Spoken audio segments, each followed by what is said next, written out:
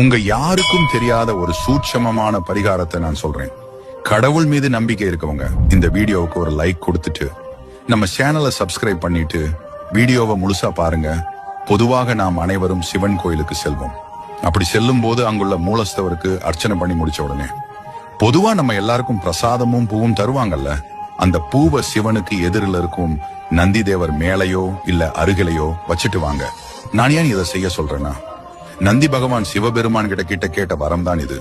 இங்கு வர பக்தர்கள் எல்லாம் என்னுடைய யோகம் கலையாமல் உன்னுடைய பிரசாதத்தை யார் ஒருவர் என்கிட்ட எடுத்துட்டு வந்து சேர்கிறார்களோ அவங்க கேட்கிற வரத்தை அள்ளி அள்ளி தருவது மட்டும் இல்லாம முக்தி தருவேன், பிறவி இல்லாத வாழ்க்கை தருவேன் என்று சிவனிடம் நந்தி தேவர் கேட்டதால் சிவன் இந்த வரத்தை நந்திக்கு அளித்தார்.